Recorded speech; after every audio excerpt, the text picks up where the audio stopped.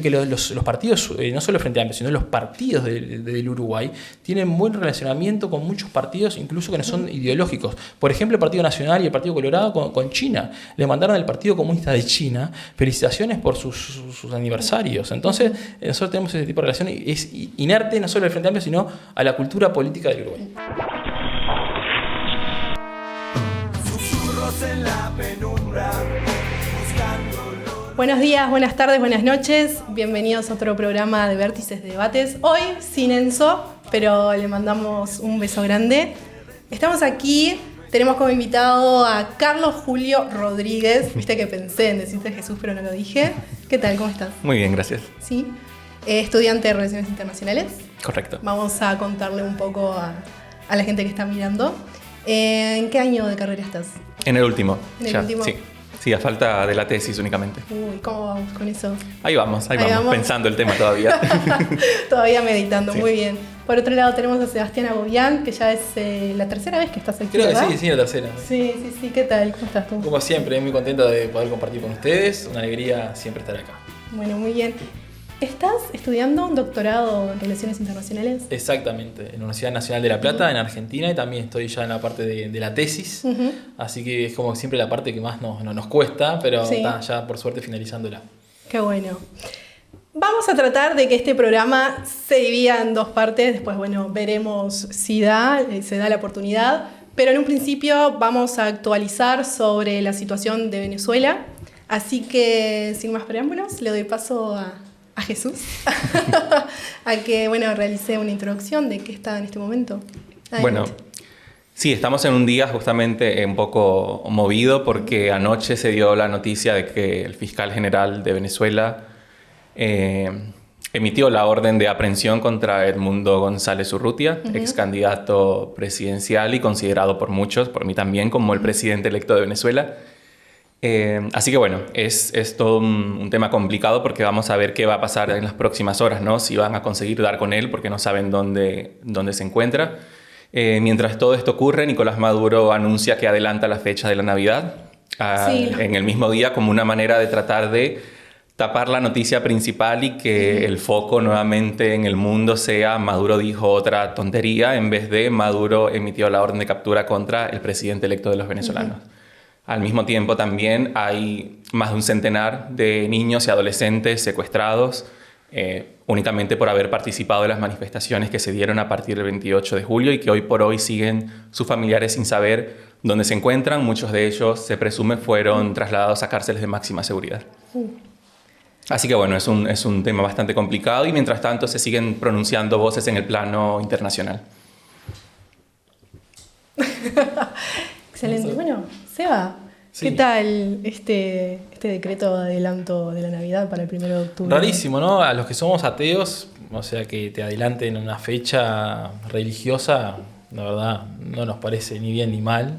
Es un dato, o sea, incluso Jesús no nació en esa época. O sea, ya es adelantada esa Navidad incluso, porque el 25 de diciembre que se celebra, ¿no? El nacer de Cristo, pero Cristo no nació en diciembre, nació en enero, ¿no?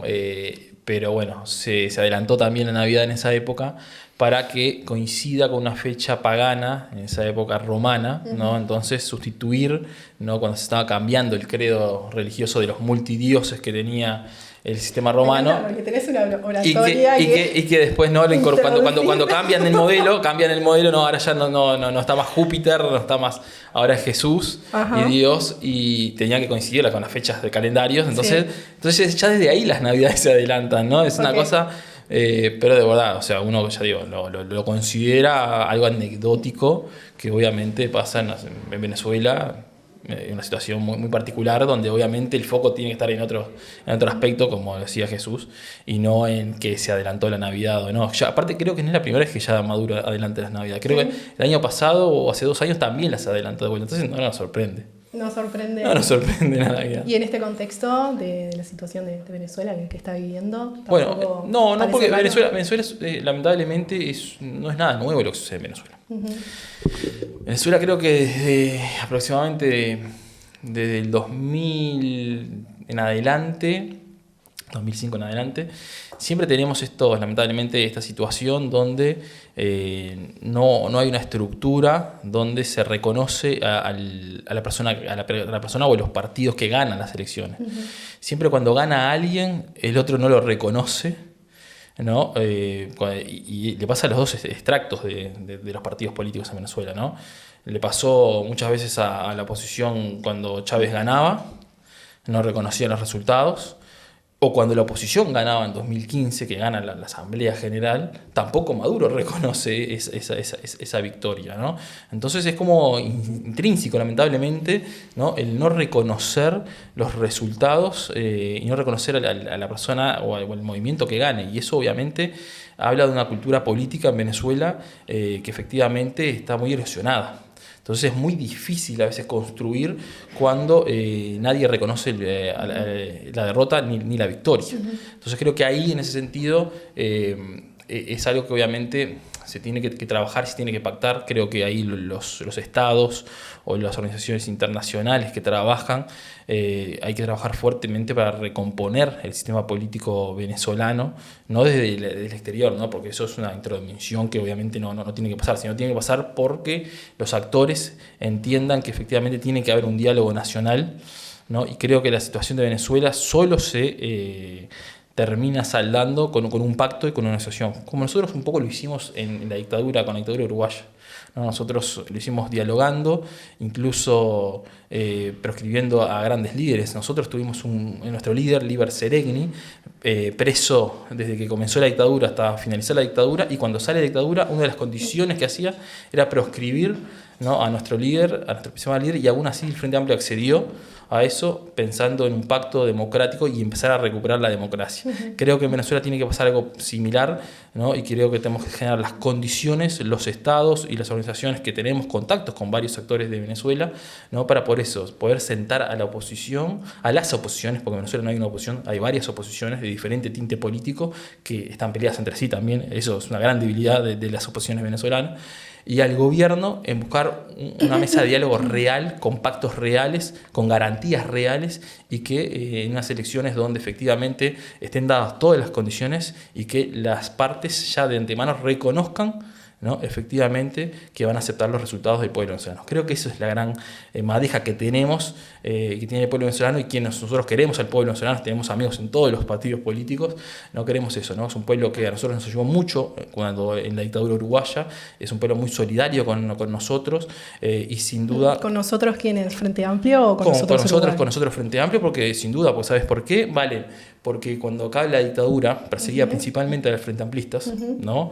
Y lamentablemente cada vez que se encuentra un cuerpo del batallón, en el batallón 14, ¿no?, es un frente amplistas que están ahí, lamentablemente.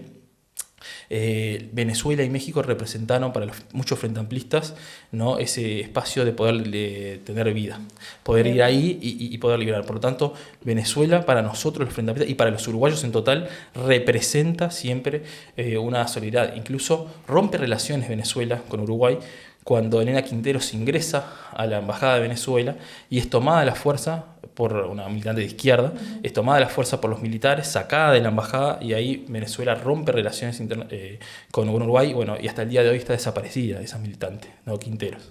Carlos, comentarios. Sí, yo creo que, las instancias de diálogo y negociación han sobrado en Venezuela a lo largo de los años. De hecho, más reciente tenemos el Acuerdo de Barbados, un acuerdo que fue totalmente incumplido por parte de la administración de Maduro. Así que pensar que el gobierno genuinamente podría acceder a ese tipo de negociaciones, yo lo veo un poco difícil. Me parece a mí que en este punto se necesita simplemente ejercer la presión suficiente para que Maduro termine de aceptar lo que fue la voluntad soberana, lo que fueron las elecciones, porque el pueblo ya se expresó, el pueblo ya votó, aún con todas las trabas que el sistema electoral le impuso a los venezolanos. Yo, por ejemplo, no pude votar teniendo todas las condiciones para poder hacerlo, no pude ejercer mi derecho al voto, así como otros 5 millones de votantes que están en el exterior y muchos jóvenes que no pudieron inscribirse en el registro electoral dentro de Venezuela. Aún así, la diferencia con las actas que tenemos recopiladas, que es del 80%, es de 4 millones de votos de diferencia. Actas que, insisto en esto, lo dije la vez anterior, no son actas de la oposición, son actas del CNE, con el sello del CNE, código QR del CNE, firma del presidente de mesa, firma de todos los testigos, simplemente que es la copia que la oposición presentó. Que son las únicas que están, de hecho, porque quien anuncia que ganó las elecciones, quien canta bingo, no muestra el cartón, y eso es bastante, por lo menos desconfianza genera, por lo mínimo desconfianza. Entonces, en este punto, cuando el pueblo ya se expresó, la voz del pueblo es la voz de Dios, dicen algunos. Repetían esa frase, incluso el mismo Chávez lo llegó a decir, y una vez que el pueblo ya se expresa, esto es lo que debe respetarse. Debe respetarse, y creo que todos los actores políticos a nivel nacional e internacional deben trabajar en función de eso, de que Maduro realmente decida aceptar los términos de una transición. Bueno, Seba, ahora podemos decir entonces que hubo fraude.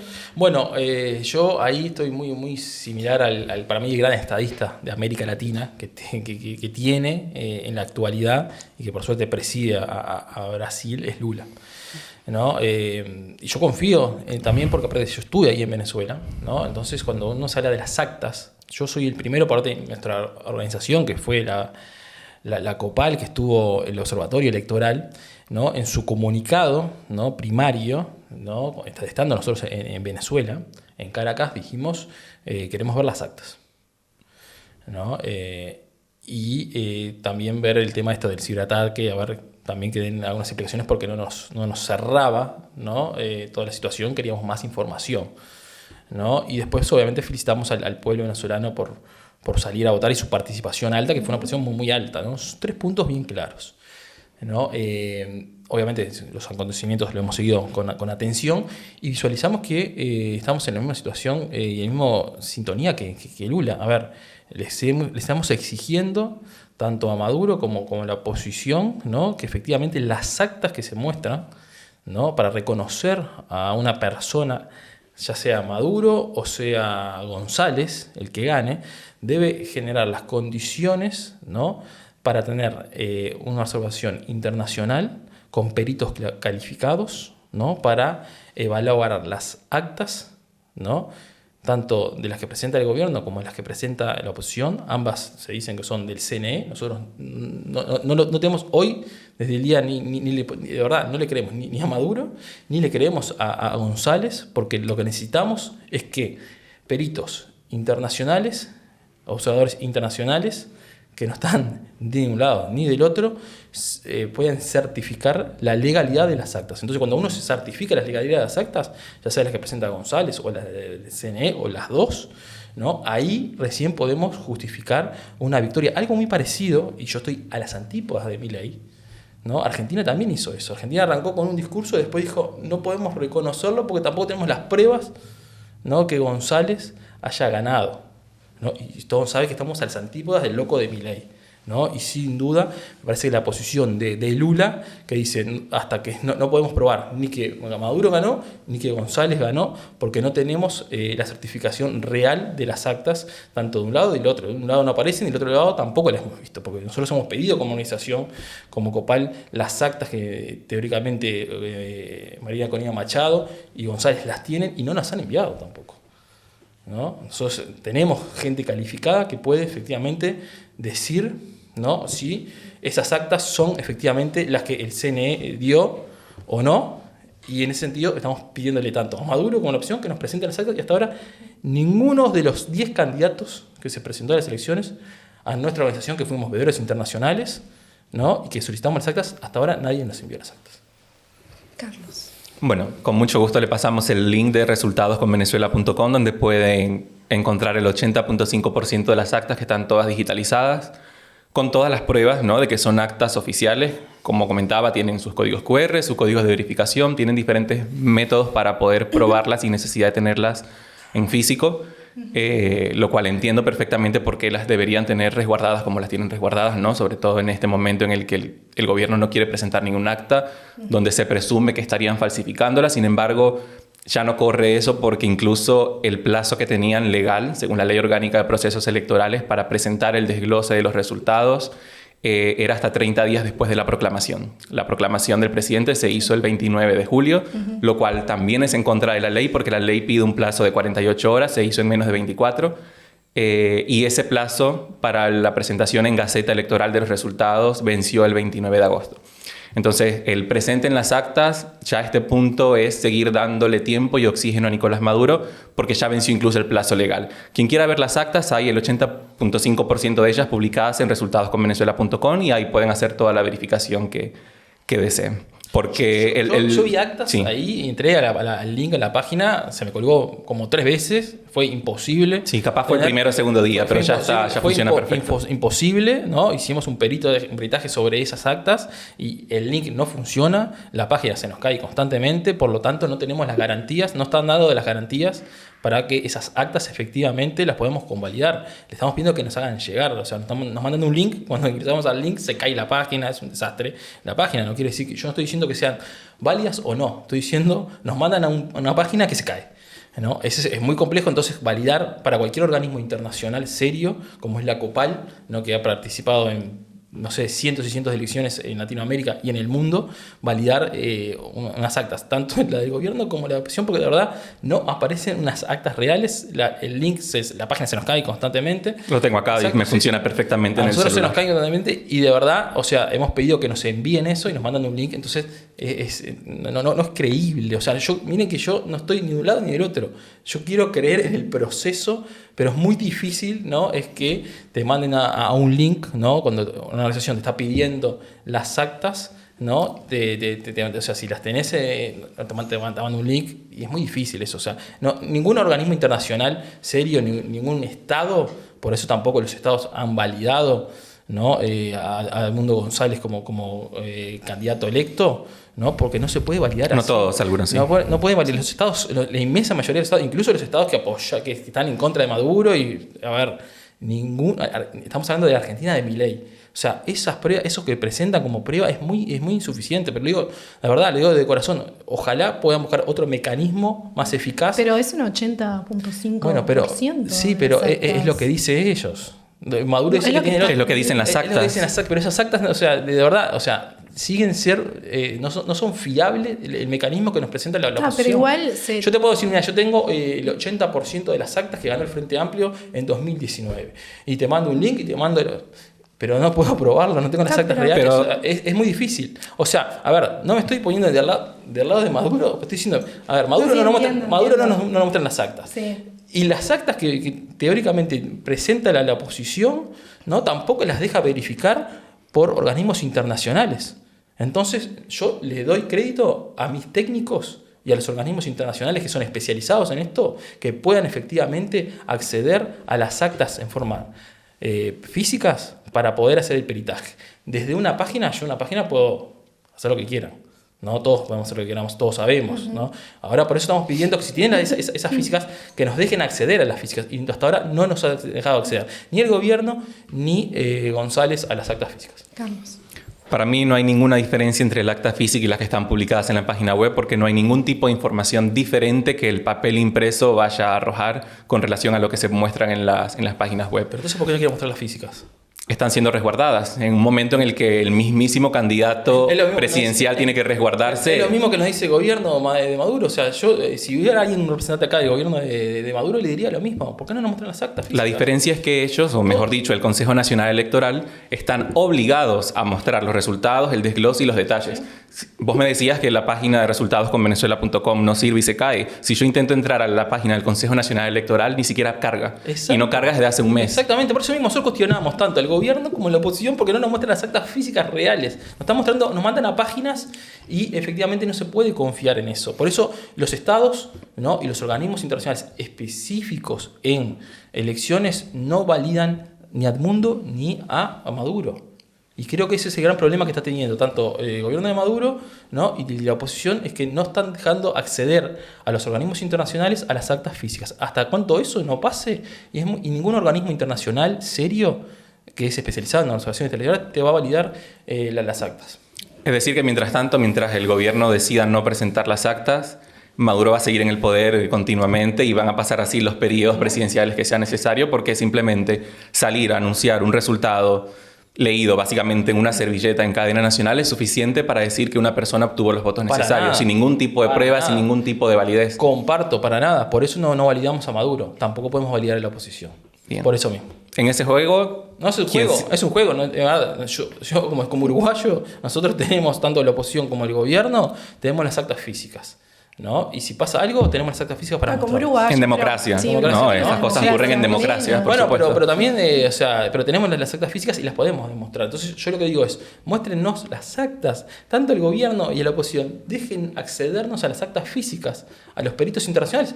Con eso ya es un avance, pero el problema es que ni el gobierno nos deja eso, ni la oposición nos deja eso. Entonces, desde una perspectiva imparcial como es la nuestra, ¿no? O sea, es muy difícil validar o querer ayudar a cualquiera de las dos partes. Nosotros queremos que el resultado, sea quien sea, si haya ganado Maduro o haya ganado González, que se respete. Para eso lo que necesitamos como organización internacional es ver las actas físicas. Bien, entonces, hasta ahora, ¿el presidente sigue siendo Maduro para ti? ¿Porque no se han visto las actas?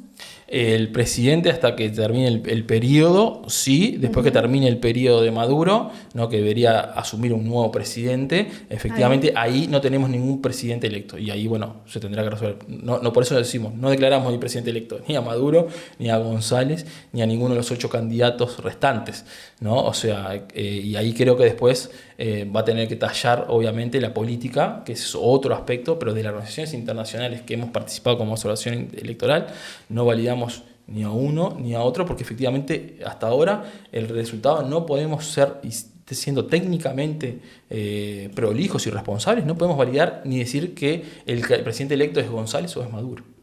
Carlos. ¿Sí? Yo veo dos partes, una que presenta pruebas, una que no presenta nada. Veo unas instituciones que no son independientes y proclaman ganadora quien no presenta ninguna prueba. ¿Por qué si tienen las actas? ¿Por qué no nos dejan ir ahí? Nosotros vamos sucuchados, quédense tranquilos, no hay problema, no decimos dónde las tienen, pero dejen vernos las actas. Ay, Dios, claro, las actas, qué impresionante. Exacto, porque ahí está el kit. Si vemos las actas, comprobamos que esas actas son de producto del resultado y vamos a ser los primeros a decir, vimos las actas, para nosotros ganó Edmundo González. Ahora, si no vemos las actas, yo pero en confianza no puedo... No veo ninguna diferencia entre las actas digitales y las físicas, sí, honestamente. Yo puedo tomar la imagen del acta de mi centro de votación, lo imprimo, te lo muestro y te digo, mira, acá están las actas. Y no vas a encontrar ningún detalle diferente al que encontrarías en el tipo de papel, a lo sumo. Digitalmente yo puedo, o sea, ahora mismo hacer una acta trucha. Tengo la capacidad para hacerlo. Tengo un equipo que le puede hacer. Pero Maduro... Físicamente puedo hacer lo mismo. Exacto. Bueno, entonces... Pero entonces hay formas de ver, tanto de seguir el registro y corroborar si son actas o no. Por eso hablamos de peritos internacionales calificados, imparciales, para que puedan catalogar las actas físicas. Con eso tenemos la capacidad para decirlo quién fue el ganador y quién no. Pero el problema es eso, es que no nos quieren mostrar las actas, por favor. Maduro liberó una orden de captura para Edmundo. A mí no me gusta eso, no. A mí no me gusta. No me gusta que nadie... Y ha secuestrado ilegalmente a parte de su equipo. Por eso, a mí no me gusta la violencia sea de ninguna parte, ¿no? Porque hemos visto, o sea, obviamente, presos políticos, condenados. Yo me he reunido con muchos de ellos en Venezuela, ¿no? Y no me gusta nada. No me gusta que nadie se proscriba. No me gusta que nadie se persiga, ¿no? Tanto estas acciones que se está tomando contra esta población, ¿no? que está detenida. Lo mismo también como en la época de las guarimbas, ¿no? Cuando la oposición salió a las calles y fueron también actos Pero estamos hablando ahora. No, estamos hablando de todo el proceso venezolano. Igual me interesa su opinión porque en el 2014 yo participé de las llamadas guarimbas y quiero escuchar ese comentario. Víctimas de las guarimbas, lamentablemente. También así como me ha tocado ir y estar en diálogo y presencia, ¿no? con presos políticos jóvenes en Venezuela. También me ha tocado vivir con familiares de guarimbas. También me ha tocado en Venezuela vivir y dialogar mucho con lo que fue el golpe de Estado que se le dieron a Chávez, ¿no? Que nosotros como uruguayos no lo reconocimos, incluso con el gobierno de derecha en esa época de Jorge Valle.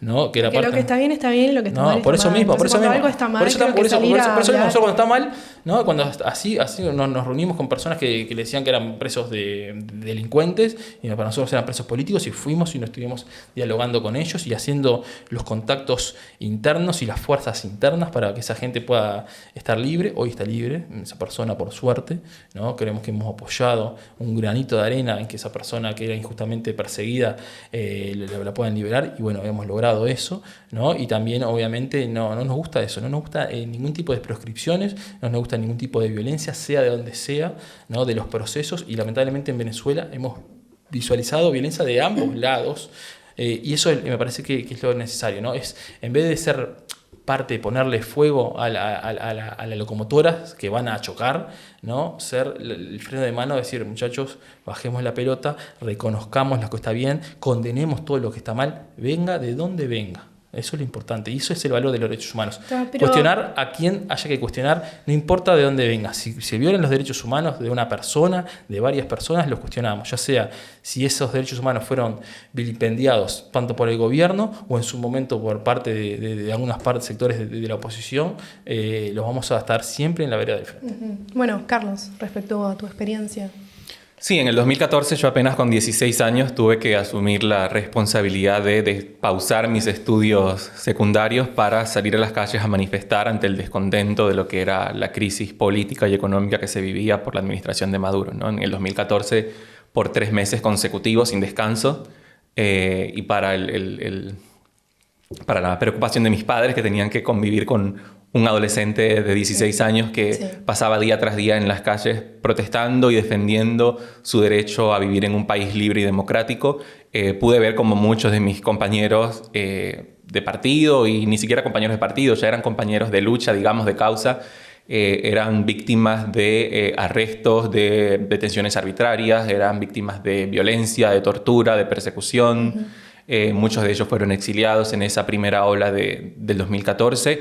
De nuestra parte no había violencia alguna. No sé qué noticias habrá visto Sebastiano, con quien habrá conversado, pero lo nuestro era un reclamo pacífico, y así lo fue. De hecho, tampoco hay ningún tipo de evidencia documental, ¿no? de actos violentos de nuestra parte. Siempre veíamos el exceso de las Fuerzas Armadas Nacionales, veíamos cómo asesinaban a jóvenes con perdigones en la cara, le disparaban 23 perdigones en la cara. Geraldine Moreno, una joven de 23 años, veíamos cómo en el Día de la Juventud, el 12 de febrero del 2014, cuando los jóvenes salíamos a manifestar pacíficamente, éramos víctimas de violencia, y Basilda Costa y Robert Redman fueron asesinados cruelmente por las fuerzas de seguridad en el 2014, y hecho que se repitió también en el 2017, ¿no? Cuando tanquetas arrollaban a manifestantes, ¿no? Y después algunos comentarios decían, bueno, pero ¿por qué se ponen delante de las tanquetas? Como que... Sí, Mujica. Sí, ¿no? Pobre tanqueta, ¿no? Tenía que pasarle por encima a alguien que estaba delante para poder continuar su camino. Y así tuvimos 43 muertos en 2014, donde yo participé de esas manifestaciones. Luego más de 100 muertos en 2017, cuando Nicolás Maduro crea esta Asamblea Nacional Constituyente para usurpar las funciones de la Asamblea Constitucional que había sido elegida popularmente en el 2015, y donde no tenía las mayorías, tenía la oposición 2/3 de los diputados. Y bueno, y se repite ahora en 2024 con mayor crueldad, ¿no? Porque vemos en una menor cantidad de días cómo la cantidad de muertos fue muy grande. Todos por parte de colectivos paramilitares no identificados, o también por parte de las fuerzas de seguridad. Vemos una ola de detenciones arbitrarias, secuestros y desapariciones forzadas, porque no hay ningún tipo de orden de detención, no hay ningún tipo de orden de allanamiento, ningún tipo de orden judicial. Simplemente te ven, te revisan tu celular. Si tenés algo que pueda ser considerado en contra del gobierno, ya sos un terrorista y por eso vas preso, incluyendo a los 116 niños y adolescentes que hoy por hoy siguen detenidos, ¿no? Entonces es una situación realmente donde no podemos poner de igual a igual y decir, sí, se condena de un lado y de otro, sí, perfecto, pero el Estado tiene la obligación de garantizar la seguridad y el correcto accionar de las fuerzas de seguridad, ¿no? Puede haber uno u otro radical, y sí, capaz que sí, en todos lados los hay, pero las fuerzas de seguridad tienen el deber de garantizar la seguridad, la integridad y el bienestar de estas personas, y lo que vemos es una ola de persecución masiva, de tortura que está perfectamente documentada y probada, y bueno, hoy por hoy es lo que más nos preocupa, ¿no? La integridad de estas personas que no sabemos cómo están actualmente. Sí, la violación de derechos humanos de parte del dictador. Seba, sí. Comentarios respecto a lo que dijo Carlos. De vuelta, ¿no? Creo que una situación obviamente difícil, compleja, ¿no? Donde hay unas... por parte de los primeros días fue una situación que uno veía una polarización muy, muy grande, que hoy por suerte ya en Venezuela ya ha aflojado eso, ya no hay esas digamos, movilizaciones para un lado o para el otro que terminaban con violencia. Sin duda, obviamente, son asimétricas, pero existen, ¿no? Y hay que condenarlas todas de donde vengan. A mí no me lo van a contar nadie. Yo lo vi enfrente de mi hotel, en el Marriott, ¿no? Como personas tapadas con palos apalearon a un efectivo de las fuerzas militares solo por tener el uniforme, ¿no? Y a nosotros nos insultaban, ¿no? Teníamos los chalecos de observadores internacionales, ¿no? Y nos tuvimos que resguardar y salir antes, ¿no? Porque no estaban dadas las condiciones. Y yo salí y vi las marchas de la oposición, de la gente de Marina Corina Machado, ¿no? Donde vi muchos jóvenes legítimamente protestando, ¿no? Pero también vi atrás de esos jóvenes, ¿no? Gente tapada, con palos, rompiendo todo y apedreando a policías solo por el hecho de tener el uniforme. Aparte eran chamaquitos los policías que lo atacaron, no eran... Sí. Yo lo viví. Entonces, o sea, así como puedo decir que efectivamente había una gran multitud pacífica mayoritariamente, pero también vi efectivamente a estas personas tapadas, aparte por suerte lo tengo filmado, ¿no? Y me parece es eso, ¿no? Que obviamente a veces los violentos, ¿no? Terminan apañando, ¿no? Lo que es una marcha pacífica, ¿no? Y eso creo que tenemos que manifestarlo bien claro, ¿no? Ahí había una marcha pacífica muy, muy grande, pero obviamente también había sectores violentos, ¿no? Y que estaban generando desmanes. Obviamente nosotros no estamos a favor de ningún tipo de violencia, venga de donde venga, ya sea de un comandito paramilitar, de otro, de un lado o del otro, o de las Fuerzas Armadas o del Estado. O sea, nosotros somos siempre, desde el Frente Amplio, siempre hemos luchado contra cualquier tipo de terrorismo, y más el terrorismo de Estado, porque hemos sufrido por carne propia. Entonces, en ese sentido, nosotros nos posicionamos siempre muy, muy claros y muy firmes, ¿no? Que ante cualquier violación de derechos humanos, nosotros siempre vamos a estar en la vereda del frente. ¿Lo están entonces? De cualquier violación de los derechos humanos, no tengas ninguna duda que el Frente Amplio, históricamente, por sus raíces, por su presente y por su futuro, es la fuerza política que jamás se levantó con armas ante ningún gobierno democrático del Uruguay. No van a encontrar en ningún golpe de Estado, en ningún dictador, un frente amplista que esté arriba de la mesa. Más allá del Frente Amplio, igual tenemos que hablar de Uruguay, ¿no? Con larga trayectoria en pos de la paz internacional. Y como uruguaya, a mí realmente me representa ese discurso de Washington Abdala en la OEA, me representa la calle Pou condenando la dictadura de Maduro, me representa Omar Paganini, me representa Gandini, que salen a decir que Venezuela es una dictadura, que exigen libertad para el pueblo, que exclaman paz y que están acompañando, ¿sí?, a venezolanos que están aquí, que escaparon de la dictadura. Entonces, creo que la división de partidos sí está, y lamentablemente, no sé por qué sucede, pero es como que vivimos en distintas realidades cuando la realidad es una, y las violaciones a derechos humanos están latentes en Venezuela, lamentablemente desde hace mucho tiempo. Entonces, creo que hay que ser claros en esto de que los uruguayos están con los venezolanos, los apoyamos. Y bueno, no sé, capaz una conclusión final para todos los venezolanos que te están viendo a ti. Sí, yo creo que es fundamental eso que decís, ¿no? Este momento histórico creo que reclama una unidad, una posición, sobre todo firme y clara, sí, tal cual, sin divagaciones, sí, sin decir que es una democracia diferente o sin decir, bueno, que capaz hasta Uruguay... que no estén los papeles, las sí, a ver... Todos somos conscientes de lo que ocurre en Venezuela. Sí. Esto no comenzó el 28 de julio, esto comenzó incluso con la administración de Chávez, que fue electo y tenía las mayorías, pero era un autoritario. Ahora, bueno, la diferencia con Maduro es que Maduro no tiene los votos, nunca los ha tenido, pero ejerce la violencia, ejerce la persecución de una manera descarada. El mismo informe de la Corte Interamericana de Derechos Humanos señala y condena las prácticas de terrorismo de Estado en Venezuela. Sí. Terrorismo de Estado, que es un término que lamentablemente, insisto, lamentablemente, es muy conocido para los uruguayos y quienes hemos participado de la Marcha del Silencio a través de estos años en las que me he sumado, entendemos la magnitud de lo que es el terrorismo de Estado y creo que esto debe ser siempre condenado de una manera muy firme, muy clara, sin titubeos, sin tibiezas, porque este momento histórico así lo reclama. creo que ya lo dije la vez anterior, pero agradezco la posición del presidente de la República. El gobierno ha sido muy firme en su postura de calificar y condenar a la administración de Maduro por lo que es una dictadura violatoria de derechos humanos.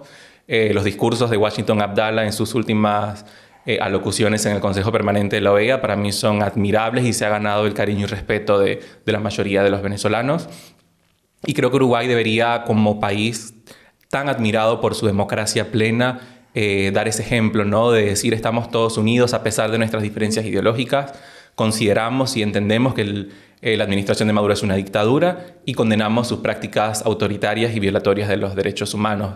Agradezco también que Uruguay, esta también noticia reciente, decida sumarse a esta denuncia ante la Corte Penal Internacional por los crímenes de lesa humanidad perpetrados por la administración de Nicolás Maduro. Y bueno, afortunadamente también en Venezuela contamos con un liderazgo claro, un liderazgo que fue ratificado también por la voluntad popular, como lo es el de María Corina Machado, que para algunos es una radical, pero que no van a encontrar en ella un solo discurso donde llame a la violencia, jamás. Quien lo consiga, que me lo haga llegar y yo podré retractarme públicamente de mis palabras, pero nunca, nunca, nunca en ningún discurso ella ha llamado a la violencia. De hecho, durante toda esta campaña que fue este año y parte del año anterior, siempre ratificaba en cada ciudad, en cada pueblo donde lograba llegar, que la lucha era electoral, pacífica y democrática y que nadie la iba a sacar de la ruta electoral y pacífica.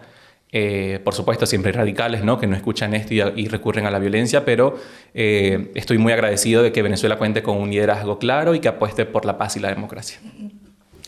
Bien, Barbie, varias cosas, ¿no? Me parece que... Habló de tu mejor amiga, María Corina Machado, también, ¿no? Sí, no, yo le dije, no estoy ni con Maduro ni con María Corina Machado. Yo creo que hay un centro ideológico en Venezuela, con la gente de Cambiemos, con los ADECO. La verdad me siento mucho más socialdemócrata, más de esa perspectiva, más que con cualquier extremo. Sí. Para mí los extremos no son buenos. La cosa es que en Venezuela no llega ni al 3% de los votos, bueno, ¿no? Pero sí, cada uno tiene sus afinidades, pero entiendo. Es así. Yo no voy a catalogar a Pablo Mieres, que tiene un 1% con respecto a nuestro partido, o al Partido Nacional, que tiene menos de 15 puntos que nosotros, por su voto. Yo lo mido por sus ideas, que es lo importante, no por los votos. Respecto a lo que dijo respecto a todo esto, a ver, bien. Yo creo que Uruguay, a mí, lo que me pasa con Uruguay, y que es una postura incoherente, ya lo hemos hablado acá varias veces, ¿no? La postura de la calle Pou, de Gandini, de Abdallah. De Washington Abdallah. Sí, claro, sí. ¿Por qué? Porque la defensa, como hablábamos, ¿no? Y vos lo dijiste bien claro, vale. Cuando están mal las cosas hay que decirlas, ¿no? Bueno, sea quien sea las cosas, ¿no? Ya sé, me vas a salir hablando de Bolivia, de Oriente y de todo. Entonces, cuando uno quiere ponerse el sello de los derechos humanos, de respetar los derechos humanos, de cuestionar las dictaduras, ¿no? Este gobierno se cayó la boca con el dictador Juan Orlando Hernández de Honduras, un narcodictador que ahora está en Estados Unidos preso por narcodictador. Lo hizo también con Bukele. Bukele hizo exactamente las mismas cuestiones que Maduro.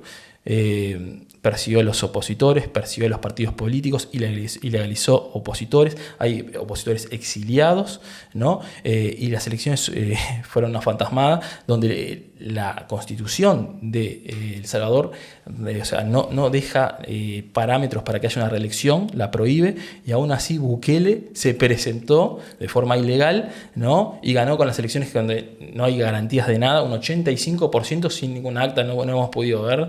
Él se autoproclamó antes que las instituciones electorales, ¿no? O sea, una desprolijidad igual que la de Venezuela, pero el gobierno no dijo nada de Bukele, se cayó. ¿Por qué? Porque ideológicamente están de ese lado, como lo estaban con el Partido Nacional de Honduras. Y te puedo seguir, Yanine Áñez, ¿no? La calle Pou dijo, yo no invito a Maduro, ni a Nicaragua, ni a Cuba, porque son dictadores, a la asunción presidencial. La dictadora de Bolivia, hoy condenada firmemente con 10 años de prisión por el golpe de Estado, fue invitada a la asunción presidencial. Entonces, ¿con qué cara yo no digo que Maduro o que Ortega son dictadores y no los voy a invitar? Invito a Áñez. Yo no tengo que invitar ni a Áñez, ni a Maduro, ni a Ortega. O sea, ¿qué estás hablando déjame terminar porque tengo que responderte la pregunta, ¿no? Bueno, adelante. Exacto. Entonces, cuando uno es coherente y se pone el saco de los derechos humanos, le dice dictador a Daniel Ortega de Nicaragua y le dice dictador dictador, a Jeanine Áñez, le dice a Maduro, le dice a Díaz-Canel, le dice a Juan Orlando Hernández, le dice a Bukele. El problema, y por eso yo no estoy orgulloso, y capaz que vos sí, este gobierno elige a quién decirle dictador y a quién no. Y los que defendemos los derechos humanos le decimos dictadores a todos, sea quien sea los que violen los derechos humanos. Esa es la gran diferencia que tenemos los que para mí somos más democráticos, de los que eligen, tanto para un lado o para el otro, llamar dictadoras a unos y callar con otros. Para mí son todos los mismos. Y eso es la diferencia. Y Washington Abdallah se cayó la boca en todas las instancias de la OEA que esto pasó, ¿no? Se cayó la boca. Entonces no es un defensor de los derechos humanos Abdallah. Si es un defensor de los derechos humanos, le tendría que haber dicho cuando dieron el golpe de Estado en Bolivia que la OEA hizo un enorme esfuerzo para que se diera ese golpe de Estado y hasta ahora lo estamos pagando como una organización internacional que quedó deslegitimada después de ese proceso, de ese daño que le hizo al pueblo boliviano.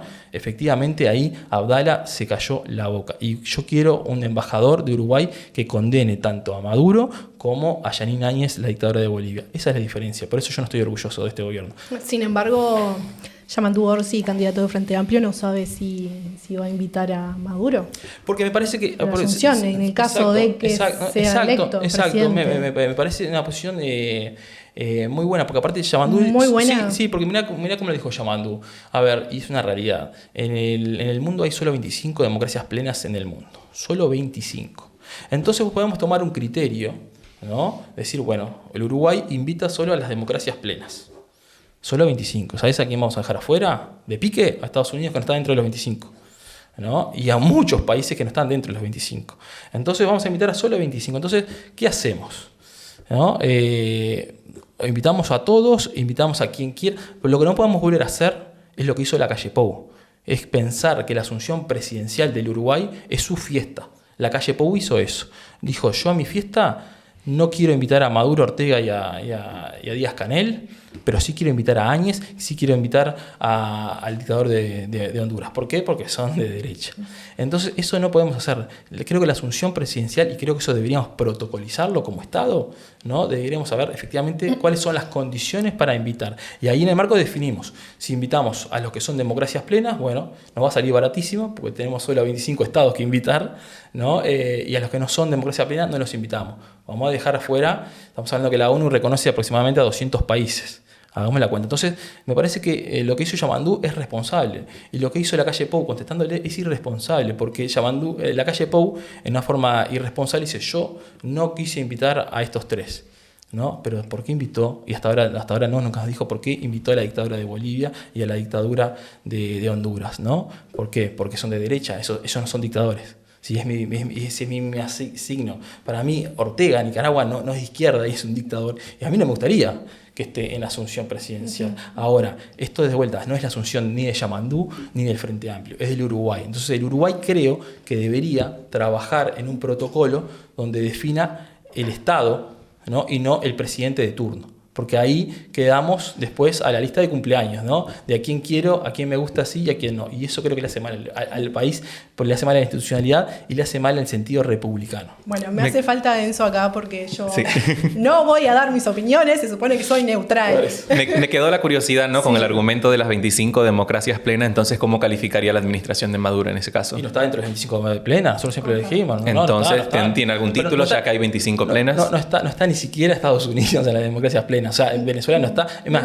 ¿Y en qué categoría entra? De América Latina, solo tenemos 3 países. Por suerte, Uruguay es el principal. Es Uruguay, Costa Rica y Chile. ¿No? Y si vamos al hemisferio americano, solo la completa Canadá. El resto no es democracia plena, ¿no? Son deficitarias, o sea, hay estados fallidos, hay un montón de igual aspectos. ya Venezuela ni siquiera es una democracia. Y bueno, imagínate, por eso, o sea, por eso mismo, o sea, cuando agarramos técnicamente agarramos todo, tenemos solo 25 nada más, y América Latina 3, ¿no? Es un problema. Entonces, ¿a quién invitamos? La pregunta. Sigo teniendo la curiosidad de cómo categoriza la administración. No es una democracia plena, sí, sin duda, no plena, pero algo debe calificar. Sí, esa es mi curiosidad. Habría que buscar cómo está ahora calificada, ¿no? Bajo el ranking. Seguramente con todo este conocimiento sí sigue en descenso, pero obviamente no es una democracia plena, sin duda, ni tampoco una democracia deficitaria, ¿no? Tendríamos que entender en ver en qué punto quedó de del ranking, que eso está medido y aparte lo publica The Economist, no lo publica el Granma cubano, ¿no? El Frente Amplio se guía por The Economist para calificar las democracias del mundo. Mira, en el 2000, creo que fue 2016, The Economist elige a Uruguay como el país del mundo. El primer principal del mundo. ¿Por qué? Por la agenda de derechos y los logros que conquistó el Uruguay, el gobierno del Frente Amplio en esa época, ¿no? Entonces, nosotros no tenemos problema ni con The Economist, ni con el Washington Post, ni con el New York Times. No lo insinué. Nosotros ni con el Granma cubano, ni con Prensa Latina. Nosotros lo que hacemos es tomamos muchas referencias técnicas y The Economist creo que no es indiscutida de nada. ¿Sabes quién discutió a The Economist y a la CEPAL? El Partido Nacional, Graciela Bianchi. Cuando nos declararon como el país mejor del mundo en ese año, ¿no? Nos decían que era horrible que estos organismos o estos periódicos le den tanto bombo al Frente Amplio y que no era necesario, ¿no? Qué lamentable, ¿no? Que representante, una senadora, ¿no? le cuestione porque den buenas noticias sobre el Uruguay, ¿no? Es horrible eso. Sí, yo aparte estoy en contra también de que se divulguen noticias falsas. Así También, que por ese lado me alineo contigo. Exacto. Bueno, cambiamos de tema. Cambiamos de tema y me quedé sin la categorización de la administración de Venezuela. Es que cuesta un montón sacarles ese término. No, es maravilloso porque eso ya está publicado. Es cuestión de buscarlas en la publicación de The Economist y ahí nos va a saltar el ranking. O sea, ¿el Frente Amplio tiene alguna posición ya asumida sobre cómo categorizar a la administración de Maduro? Nosotros como Frente Amplio, de vuelta, estamos en lo mismo que el Estado. O sea, utilizamos ese mismo parámetro que el Estado. El Estado Nacional no tiene, por ejemplo, cómo categorizar a los estados, a las democracias. No da fe ningún estado de democrático o no, reconoce o no a los estados, eso es la caracterización, y el Frente Amplio tampoco tiene que, por lo mismo, ir categorizando a los partidos o efectivamente a los gobiernos. No lo hace ningún gobierno, ningún partido político del Uruguay. No, es una opinión más que nada, una postura, y me quedé con la curiosidad y me quedaré con la curiosidad. Al punto que los partidos, no solo el Frente Amplio, sino los partidos del Uruguay, tienen buen relacionamiento con muchos partidos, incluso que no son ideológicos. Por ejemplo, el Partido Nacional y el Partido Colorado con China. Le mandaron al Partido Comunista de China felicitaciones por sus aniversarios. Entonces, nosotros tenemos ese tipo de relación y es inerte no solo al Frente Amplio, sino a la cultura política del Uruguay. Me encanta. Y bueno, respecto al Frente Amplio, ¿qué opinión tiene el ESA, el Espacio Socialdemócrata Amplio, respecto a este grupo de 112 profesionales?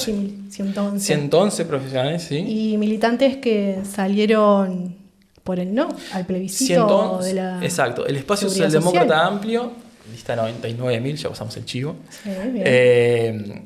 Con respecto a la firma de los 111 economistas y contadores del Frente Amplio por el no, nosotros estamos plenamente de acuerdo con ellos, porque nuestro principal referente, nuestro secretario general, el contador Pablo Ferreri, firmó, es uno de los que firma, ¿no? Eso, no solo él, sino también el economista Agustín González Blanc, ¿no? La economista Isabel Antonacho, ¿no? Pero estoy diciendo de nuestro espacio. También, obviamente, después otros referentes del Frente Amplio, pero, o sea, nuestros referentes económicos del Espacio Socialdemócrata Amplio, tanto Pablo, Agustín, Isabela, firmaron, ¿no? Esa carta, porque nosotros siempre lo dijimos, que estamos en contra como el enorme porcentaje del pueblo uruguayo está en contra de esta reforma de la seguridad social, ¿no? Las encuestas son claras, ¿no? Una mayoría muy muy grande del pueblo uruguayo está en contra de esta reforma que hizo la calle Pou, que nace con una mentira de la calle Pou, ¿no? En el 2019, en el debate, diciendo que él no iba a aumentar la edad de jubilación, ¿no? Después mintió y la terminó aumentando. Entonces hay hablando coloquialmente, hay una calentura generalizada con esto en el pueblo uruguayo, no solo de los votantes de Frente Amplio, sino también de la coalición, que están en contra de esta reforma, pero nosotros no creemos que el camino a modificar esta reforma de la seguridad social tiene que ser a través de una reforma constitucional y con los parámetros que dice esta boleta, esta papeleta. Creemos que hay un diálogo nacional bien amplio con los partidos políticos, con todo lo que es las fuerzas sociales del Uruguay, ¿no? Técnicos independientes, aportes de toda la academia para poder llegar a una nueva reforma que contente más a los uruguayos y las uruguayas, una reforma que sea obviamente responsable, que no ponga en juego ni a las nuevas generaciones, ¿no? Y que efectivamente esté dentro de los parámetros donde que sea una justicia social. Nosotros tenemos ese impacto desde la izquierda y el progresismo, ¿no? La justicia social como un elemento clave para la gobernanza. Por lo tanto, nosotros no estamos apoyando este referéndum, ¿no? Creemos que aparte también el mecanismo tiene que ser a través de una ley, porque después cuando se modifica la Constitución es muy difícil después cambiar la Constitución, entonces creemos que el camino tiene que ser una ley, pero sin duda estamos de acuerdo, como todos los frente amplistas y como el inmenso pueblo uruguayo, porque así las encuestas lo dicen, en que hay que cambiar esta injusta y retrógrada reforma de la seguridad social, que no es una reforma integral, que deja privilegios sin tocar, porque obviamente el gobierno no quiso pagar los costos políticos de asumir una reforma real, integral, y que terminemos con los privilegios con los sectores, como por ejemplo la denominada caja militar, que sigue siendo un privilegio, ¿no? Para los militares, que obviamente el conjunto del pueblo uruguayo no los tiene y que no la han pedido atracar nunca porque efectivamente no quieren pagar los costos políticos de la responsabilidad institucional. Bien, y están en alianza con el Partido Comunista también, ¿verdad? No, estamos dentro de un sublema. Okay, Claro, porque eso hay que explicar a la gente, porque la gente piensa que son alianzas, no, o sea, todos los partidos políticos por el sistema electoral uruguayo, ¿no? Lo que se hacen son sublemas técnicos electorales, ¿no? Lo que lo permite es que los votos que sobran, pongamos un ejemplo, un senador sale de aproximadamente 70.000 votos, ¿no?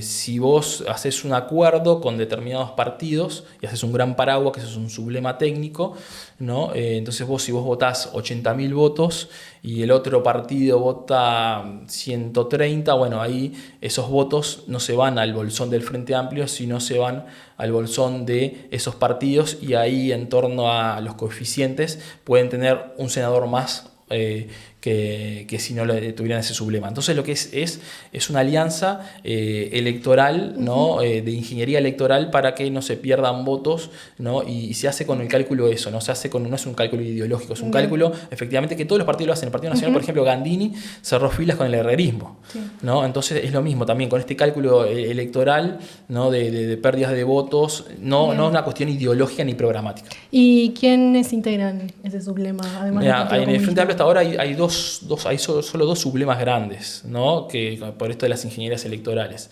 En el nuestro está el Partido Comunista, está Casa Grande, el sector de Gonzalo Moreira, está también la Amplia, el sector de Carolina Cose, Yamandú Costa, el Espacio 2040, República Ballista. Hay como un conglomerado de varios sectores por un lado, y por el otro sublema está el MPP, Serenistas, la gente de Vergara, La Vertiente, Lustenberg, o sea, es como repartido, pero se hacen, ya digo, son alianzas que se hacen por cálculos electorales de cuántos votos puedo tener yo, y si a mí me sirve ir con el Partido Comunista o Casa Grande, porque yo los votos que son a Casa Grande me los puedo quedar yo, y no ir con el MPP porque sé que el MPP va a votar una barbaridad, ¿no? Entonces obviamente capaz que no tengo yo un segundo senador, sino al contrario puedo perderlo, ¿no? Por ese sistema de coeficientes electorales. Bien, y última pregunta respecto al ingreso de Blanca Rodríguez al MPP, ¿qué tal? No, sí, al MPP, pero como independiente. ¿No? Sí. Me parece que es maravilloso, ¿no? Porque Blanca, por la calidez que tiene, son esas personas que no importa qué partido ingresen, me parece que jerarquiza la política, ¿no? Cuando su discurso, a mí me emocionó el discurso de Blanca, un discurso tranquilo, pausado, llano, firme, ¿no? Lleno de contenidos y sin ninguna grosería, ¿no? Que venía Blanca a plantear: vengo a regresar la política, vengo a buscar la lucha por la verdad, no quiero generar políticas de fake news, ¿no? Cuando veníamos de una catarata de justificaciones a eso, por un lado, nos llega una Blanca Rodríguez que nos llena de ilusión, y me parece que entre Blanca o personas como Blanca, el sistema político, más allá que obviamente estoy contento porque viene del Frente Amplio, nos gusta, y creo que renueva y refuerza la política, ¿no? Esas aumenta el nivel. Exacto, que hace falta. Totalmente. Igual no es que entra así de la nada a militar solamente, sino que va como segunda para el Senado. Probablemente quede como senadora. Y sí, sin duda, ¿no? Una figura... ¿Es una coronación a una carrera alineada con el Frente Amplio o es una bienvenida grata por cómo es como profesional. No, porque, a ver, si pensamos así, podríamos pensar lo mismo de Sotelo, ¿no? Estamos igual ¿no? enfocados en Blanca Rodríguez. No, por eso, pero pensamos... Fue clara mi por pregunta. eso, claro, estamos pensando, ¿no? en periodistas que saltan a la política, ¿no? Entonces ahí lo primero que se me ocurre es Sotelo, ¿no? Que también, ¿no? Llegó a la política y ya era jefe, tenía un cargo público de este gobierno, le dieron jefe de los medios de comunicación, ¿no? Entonces capaz que también yo podría pensar como vos y decir, bueno, fue un premio a Sotelo, por eso yo no quiero pensar eso. Yo no quiero pensar eso ni de Sotelo ni de Blanca. Ahora estamos hablando de Blanca, por eso mi pregunta. Por eso mismo. Es parte de la actualidad. Por eso me digo. No quiero pensar ni que Sotelo tuvo una vida callada jugando para la derecha, ¿no? Ni que Blanca tuvo una vida callada. A mí me encanta el perfil de Blanca en la política. No, por eso. Yo creo que aparte cuando uno la escuchaba a Blanca y las entrevistas de Blanca era dura. Blanca no sé si era dura. Era tibia. Y Blanca, queda bien con el Frente Amplio. Blanca era como Mar Gutiérrez en ese sentido, okay. ¿no? Una persona que le preguntaba lo que la gente quería que le pregunte. O sea, era obvio. No se la jugaba. No, al contrario, si la gente quería saber, no sé, justo a Sendik, no sé si lo llegó a entrevistar o no, pero le preguntaba, ¿pero es falso el título? ¿Tiene el título? Le iba a preguntar eso, porque la gente quería saber eso. Cuando uno analiza las entrevistas de Blanca, es lo que en la coyuntura está y hay que preguntar y que todos decimos, vos, le va a preguntar esto, Blanca le preguntaba.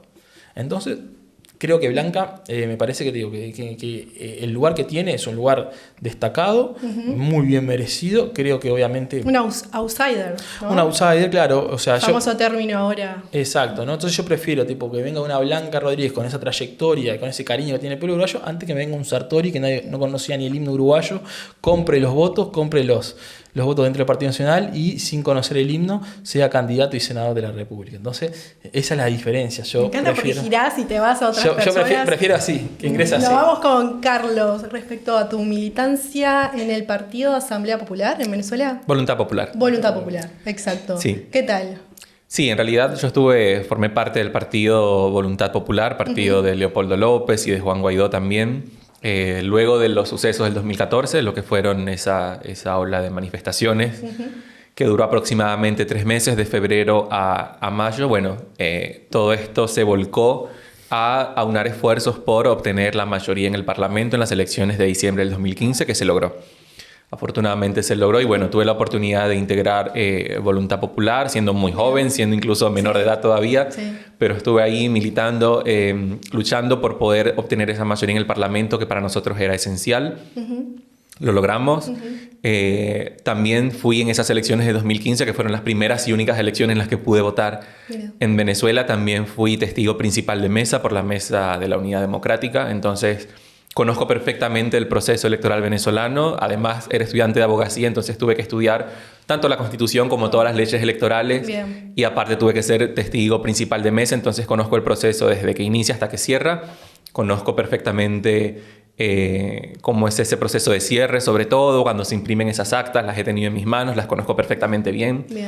Y tuve la oportunidad de militar, de conocer a Juan Guaidó cuando él era diputado de la Asamblea Nacional, un diputado muy joven, con mucha energía, mucho carisma. No nos imaginábamos que en el 2019 después iba a tener que protagonizar, ¿no? ese papel que le tocó jugar, que hubo obviamente aciertos y desaciertos, más los desaciertos, tan fue así que no se logró concretar un cambio, ¿no? A pesar de que él... y desapareció. No se logró. Yo tengo una pregunta sobre eso, ¿no? Porque de verdad, hablábamos, ¿no? ¿Cómo se sienten, ¿no? los venezolanos? ¿Cómo se siente, por ejemplo, los venezolanos cuando en su momento, tanto aquí la calle Pou, el Partido Nacional y el Partido Colorado, ¿no? Reconocían, cuando estaban en la oposición, reconocían a Juan Guaidó como presidente, ¿no? Y después cuando asumieron la presidencia no lo reconocieron. ¿Cómo se sintieron eso? Me pongo de periodista, ¿no? Sí, perfecto. No, porque a mí se me hace eso como uruguayo, me caliento, ¿no? No, la realidad es que el liderazgo de Juan Guaidó fue nulo, la verdad fue muy malo, cometió muchos errores. Él, por distintas interpretaciones que se le podría dar a la Constitución, habían dos vertientes, ¿no? Una que podría interpretar que sí, otra que no. A él, en teoría, le correspondería haber asumido la presidencia encargada de la República por ser presidente de la Asamblea Nacional y por darse este vacío de poder al no considerarse las elecciones del 2019 como legítimas y por ende a Maduro no se le consideraba como presidente. Bueno, se daba esta situación de quién ejerce la presidencia entre que se convocan nuevas elecciones. La realidad es que el liderazgo de Guaidó fue muy malo, cometió muchos errores y bueno, no creo que hubo un descontento de parte de los venezolanos hacia el gobierno de la calle Pou, porque ya había un descontento hacia Guaidó. Ya no se esperaba demasiado de la figura de Juan Guaidó. Tan es así que no logró nada. Y creo que hoy por hoy la falta de mayor presión y de mayor respaldo de la comunidad internacional en la coyuntura actual venezolana es consecuencia de haber visto cómo el apoyar a Juan Guaidó en su momento no dio los resultados que se esperaban, ¿no? Entonces creo que también pasa por ahí un poco. Estados Unidos. Está exiliado en Estados Unidos. Sí. Mira. Como muchos otros exiliados. Pero sí, yo tuve la oportunidad de militar, conocer un poco más desde la interna cómo se viven los partidos políticos. En ese momento vi algunas cosas que no me gustaron, me decepcionaron mucho. Y fue el momento en el que, junto con mi familia, decidimos emigrar porque veíamos que Venezuela no tenía una salida demasiado cercana, ¿no?, hacia la democracia. Claro, y han pasado ya desde entonces, desde el 2016, 8 años y seguimos aún en lo mismo. Sí, que de hecho, ya que nombraste a tu familia, a tu madre, que tengo la pulserita acá de tu madre, sí. me la dio en la marcha del 17 de agosto, ¿verdad? Correcto, en la Plaza Independencia. La llevo con mucho orgullo. Que agradecemos que hubo muchos uruguayos también en esa manifestación. Hubo muchos dirigentes políticos que se acercaron. Recuerdo al senador Gandini, recuerdo a Valeria Ripoll, al diputado Goñi también. Hubo presencia de algunos sectores, ¿no? Hubo otros que me hubiese gustado también que nos acompañaran, pero estuvieron algunos y se valora y se respeta mucho. ¿Militarías acá, en Uruguay? Sí, te comentaba en el programa anterior, yo ya soy uruguayo también. Tengo ambas ciudadanías. Pero aún estoy como evaluando. Bien. Tengo, por supuesto, afinidades, preferencias, pero todavía creo que todavía no militaría, pero en un futuro cercano sí. Bien. Probablemente sí. Bien, ¿cómo pasaste acá en este programa? Me encantó, como siempre, un placer estar acá. Muchas gracias por estar acá. Seba, conclusión final. De 1 minuto, por favor. Y ¿sobre qué? Ya que estás... ¿Sobre qué? Sobre todo, sobre la vida. Sobre la vida. No, a ver, hablemos al público, mencionales por qué tienen que votar a Yamandu Orsi. ¿Por qué tienen que votar a Yamandu Orsi? Creo que sin duda ha demostrado el Frente Amplio ser hoy por hoy la única fuerza política que ha logrado tener un círculo virtuoso en la economía, ¿no?, del Uruguay, donde ha logrado crecer económicamente, pero también distribuir, ¿no? Cuando tenemos hoy por hoy, vemos los datos, donde el 95% de las uruguayas y los uruguayos están peor que en 2019, según los datos de la Universidad de la República, y solo el 5% generaron mayor riquezas. Por lo tanto, creemos que ese círculo virtuoso que el gobierno del Frente Amplio logró y que fue obviamente lapidado durante el gobierno de la calle Pou, no tiene que volver a encauzarse. Y después, obviamente, que gobierne la honestidad. No podemos seguir teniendo un gobierno donde todos los meses o todas las semanas, había meses que semanas a semanas había escándalos tras escándalos. Ahora la Fiscalía demostró que el ministro Bustillo, el ministro Heber, la subsecretaria H han mentido al Parlamento, lo cual obviamente es mentirle a la ciudadanía, mentirle a la Casa del Pueblo. Por lo tanto, en ese sentido, no podemos dejar que este tipo de gobierno se perpetúe, que continúen en las mismas caras. Queremos el caso se archivó porque como faltar a la verdad no es delito. ¿Y qué te parece, no? Pero honestamente, claro, es complicado, ¿no? O sea, faltar a la verdad es... Sin duda, creo que me parece que dentro de las filas del Partido Nacional, no sé cómo lo van a estar evaluando, ¿no? Pero para mí, si esto pasara en el Frente Amplio, iría rápidamente Heber al Tribunal de Conducta Política y sin duda sería expulsado. No sé cómo lo va a evaluar el Partido Nacional, no sé cómo articula el Partido Nacional ante esta falta de ética, pero me parece que obviamente van a estar en el tinglado de un eventual gobierno de coalición de derechas. Por lo tanto, lo que queremos es eso, es que gobierne la honestidad, crecer económicamente, pero con una distribución de la riqueza que nos permita permita, por ejemplo, que no haya más pobreza infantil como aumentó en este gobierno, ¿no? Y también la población de gente en la calle, ¿no? Entonces creo que en ese sentido tenemos que volver a esas características para que obviamente el Uruguay no pueda tener los guarismos que tiene sobre pobreza infantil. Bien, ¿y cómo van a ser? ¿Dónde están las propuestas del Frente Amplio? Bueno, las propuestas del Frente Amplio fue el primer partido político que presentó las propuestas en su plan único en diciembre, ¿no? Nosotros ni siquiera teníamos los candidatos, pero ya teníamos un programa único. La única fuerza política que presentó un único programa antes que los candidatos. Mientras que recién ahora, creo que ayer o antes de ayer, el Partido Colorado recién presentó el programa único y el Partido Nacional creo que hace dos semanas, ¿no? Entonces nosotros ahí tenemos en nuestro plan de gobierno que ahora va a ser también planteado arriba de la mesa. O sea, estamos como siempre un paso más adelante que los partidos de derecha con respecto a propuestas. Tenemos dos visiones distintas. Pero eso la verdad que me impresiona muchísimo. Es maravilloso, pero bueno, dejemos. Ahí están. En diciembre nosotros tenemos el plan están impresos, sí, está impreso papelmente, también están en el link del Frente Amplio, ¿no? Todas nuestras propuestas, y ahora en breve vamos a hacer el plan de gobierno, ¿no? O sea, no solo ya tenemos el programa único, sino tenemos el plan de gobierno, y que incluso Carolina Cose con sus 10 medidas ya planteó algunos aspectos dentro de lo que fue su campaña. Por lo tanto, en ese sentido estamos muy cómodos, tenemos un equipo económico que ha demostrado... Un equipo económico que todavía no se conoce quién iría como ministro. Todos sabemos que es O'Donnell, pero siempre lo supimos. O'Donnell que ha tenido diferencias también en este último tiempo. Sí, pero todos tienen diferencias, ¿no? O sea, vos mismo tenés diferencia como joven blanca con Graciela Bianchi. O sea, es natural que los partidos políticos hayan diferencia. Yo soy neutral, chicos. Haya diferencia política, ¿no? Está bien. Difícil. Que partidos que sean todos unánime en Uruguay no existen, y si existiera me asustaría, ¿no? Entonces yo creo en la democracia interna, y creo que nosotros teníamos ya los ministros de Economía arriba de la mesa. Si ganaba Carolina Cose era Pablo Ferreri, si ganaba Yamandú era O'Donnell. O sea, son dos técnicos que vienen del astorismo, o sea que es comprobada su trayectoria y su garantizada también su desempeño. Excelente, ¿cómo pasaste? Yo como siempre, Vale, muy bien, un gusto compartir con Jesús. Más tranquilo hoy. Yo siempre soy tranquilo. Pasa que ataque. No, la otra vez eran 3 contra 1, ¿no? Eran 3 contra 1. 2 y medio. Yo me pasé un poquito, pero no tanto.